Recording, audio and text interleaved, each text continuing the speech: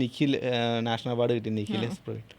ഞങ്ങൾ ഒരുമിച്ച് പഠിച്ച സ്കൂളിൽ ഒരുമിച്ച് പഠിച്ചാണ് ഞങ്ങൾ. അപ്പം ഒരു മ്യൂസിക്കൽ ആൽബം ചെയ്യാനായിട്ട് അതിൻ്റെ ഭാഗമായിട്ട് ഒരു ജിബ് ഉണ്ടാക്കാനായിട്ട് അച്ഛൻ വർക്ക്ഷോപ്പ് ഉണ്ടല്ലോ, അപ്പോൾ അവിടെ വന്നിട്ട് എന്നോട് ചോദിച്ചു ഒരു ജിബ് ഉണ്ടാക്കി കൊടുക്കാമെന്ന് ചോദിച്ചു. അപ്പോൾ ഞങ്ങളെല്ലാം ഫ്രണ്ട്സ് എല്ലാം കൂടെ കൂടിയിട്ട് അവിടെ നിന്ന് ഞങ്ങൾ തന്നെ ഒരു ജിബൊക്കെ ഉണ്ടാക്കി.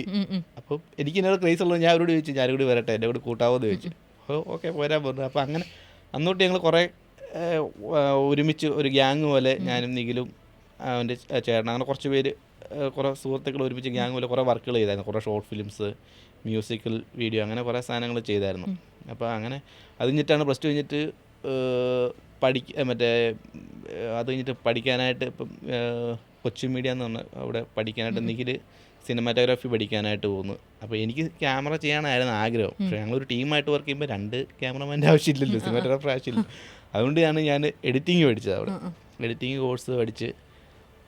പക്ഷേ എഡിറ്റിങ് പഠിച്ചത് എനിക്ക് ഭയങ്കരമായിട്ട് ലൈഫിൽ ഒരുപാട് ഗുണം ചെയ്ത്. പിന്നെ ഞാൻ കുറേ കാലം എഡിറ്ററായിട്ട് സ്റ്റുഡിയോയിലും റെക്കോർഡിങ് സ്റ്റുഡിയോ അങ്ങനെ കുറേ സ്റ്റുഡിയോകളിൽ എഡിറ്ററായിട്ട് വർക്ക് ചെയ്ത്.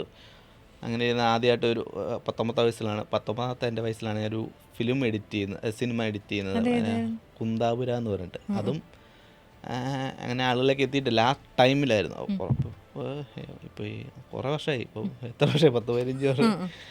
അപ്പോൾ അതിൽ 19ാമത്തെ വയസ്സിൽ എഡിറ്റ് ചെയ്ത ഒരു സിനിമ. അതിൽ എന്നെ സ്പോട്ട് എഡിറ്റ് ആയിട്ട് വിളിച്ചാണ്. ഞാൻ പോയി എൻ്റെ വർക്ക് കണ്ടിട്ട് ഇഷ്ടപ്പെട്ടിട്ട് ഡയറക്ടർ വിളിച്ചിട്ട് എൻ്റെ വീടിൻ്റെ അടുത്തായിരുന്നു, ജോയിഷർ എന്ന് പറഞ്ഞിട്ട് ആളുടെ വീട്. അപ്പോൾ ആളുടെ വീട്ടിൽ പോയിരുന്ന് ജസ്റ്റ് കട്ട് ചെയ്ത് കൊടുത്ത് കഴിഞ്ഞപ്പോൾ അതിനകത്തൊരു സ്റ്റണ്ട് സീൻ ഉണ്ടായിരുന്നു. അത് അവർക്ക് യൂസ് ചെയ്യാൻ പറ്റത്തില്ല, അത് റീഷൂട്ട് ചെയ്യണം എന്നൊക്കെ പറഞ്ഞുകൊണ്ടിരുന്നതാണ്. അത് യൂസ് ചെയ്യാൻ പറ്റത്തില്ലാത്തൊരു കണ്ടീഷനിലായിരുന്നു അത് ആളൊരു സ്റ്റണ്ട് അതൊന്ന് കട്ട് ചെയ്യാൻ പറ്റുമോ എന്ന് ചെയ്യാൻ പറഞ്ഞു നോക്കിയിട്ട് ആൾ പുറത്തു പോയി. കോട്ടയത്ത് അവിടെ പോയിട്ട് തിരിച്ചു വന്നപ്പോൾ ഞാൻ അത് കട്ട് ചെയ്ത് വെച്ച്. അത് ആൾക്ക് ഭയങ്കരമായിട്ട് ഇഷ്ടപ്പെട്ടു.